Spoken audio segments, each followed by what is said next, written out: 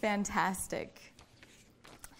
So as we experienced this collective marking of our visibility, we did a beautiful moment of interruption, right? We made some part of our place in this food system visible right now. As you go home and reflect on the people who cook your food, who make your food, who clean your dishes, I want to encourage you to believe in the power of food and let it be personal, because it most definitely is. For me, I farm at my home, and that for me has been the absolute most rewarding part of this journey farming.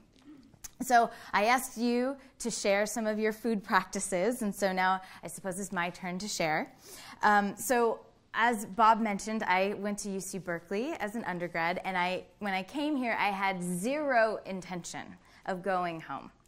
And something changed in me as I realized the significance of what my parents and grandparents had been doing my whole life on the farm. They had been farming organically.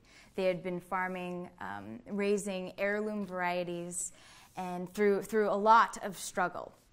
And so it really took me going away to be able to put my family's work in perspective. And so I cannot talk about my life as a farmer without talking about history and the recipient of that generational conversation that started far before I was born. I want to talk about my Jichan that Bob mentioned, Joe Takashi Masumoto. He bought the original 40 acres of our farm in 1948. And he was in his 20s, about my age, which is just incredible for me to think about, that he had the courage to buy land at that point in his life. And unfortunately, my Jichan is not alive anymore. And so I really didn't ever get to ask him all of these questions I have about why he chose to farm, and what it was like when he started farming, and what was he worried about, what gave him hope and inspiration. But I do have a few memories from my childhood that I have had to depend on. I've had to depend on the legend of my Jichan in order to understand my history.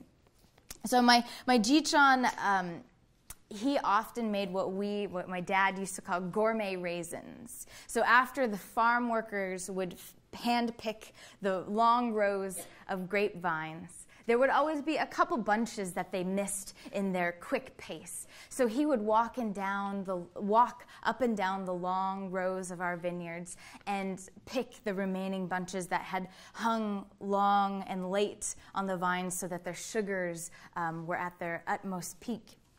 And he would dry these on trays in front of his house, which is now the house I so gratefully get to live in. And he would then hand process them. So when they were shriveled and purple and delicious and caramelized, he would take his fingers and take the stems off of each individual berry. And this was a ritual that we did at our kitchen table. So he would set up his roll of raisins, and he would always take the stems off and drop the raisins into an aluminum pie tin. So I was sitting with him one day. I must have been about 8 or 9 years old. And as we destemmed together, you could hear the ting, ting, ting of the raisins hitting the aluminum pan.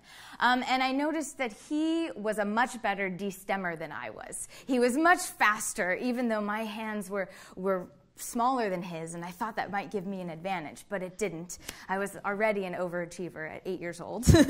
And so I asked him, Jichan, why are you so good at this food stuff?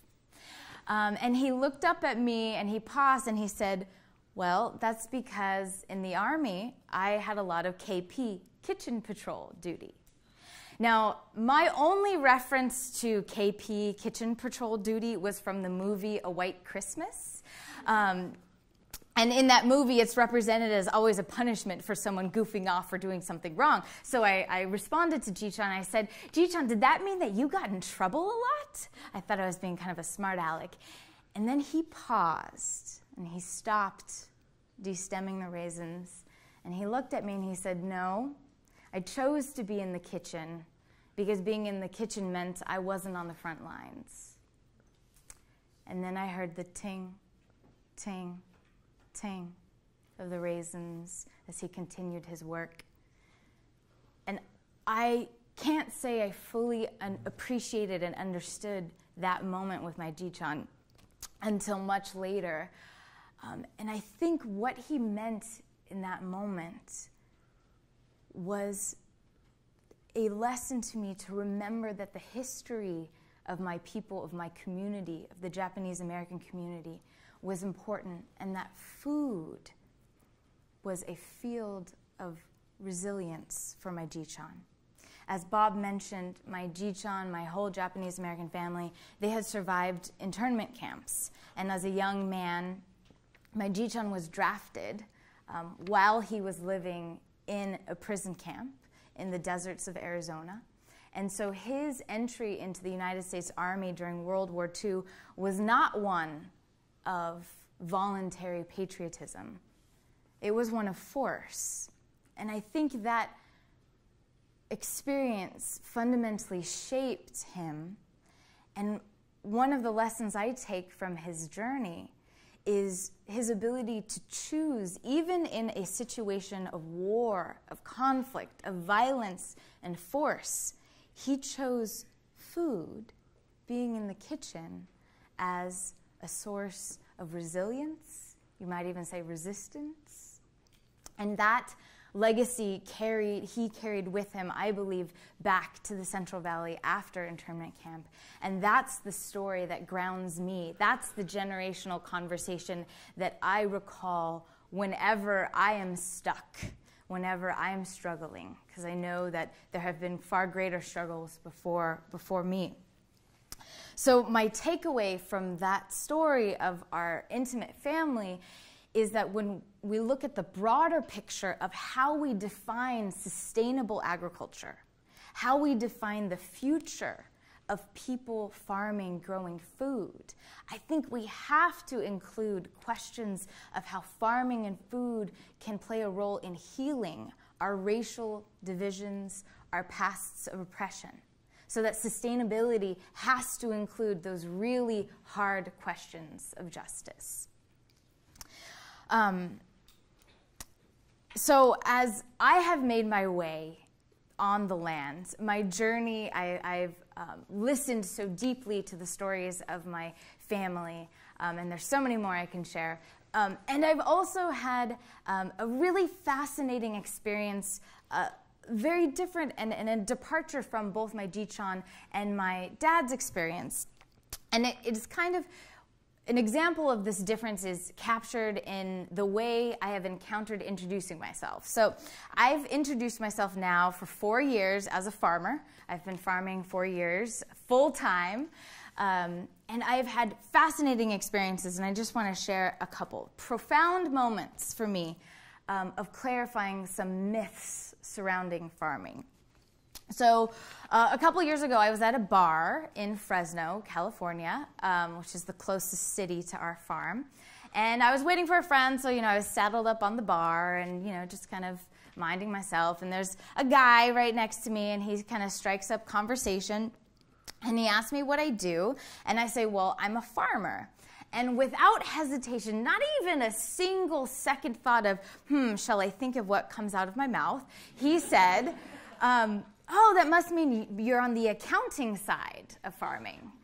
And bless his heart, this moment was really amazing for me because I realized one of the things that gender and women's studies had taught me was, number one, how to analyze, understand, and see how gendered assumptions were operating around me.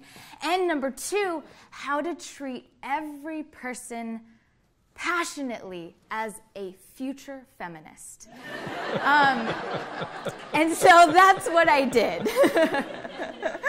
And it was a fascinating moment to me, but that even with all of our wonderful public dialogue about gender, sexism, that he still couldn't fathom that I farmed, that I could claim the identity of farmer.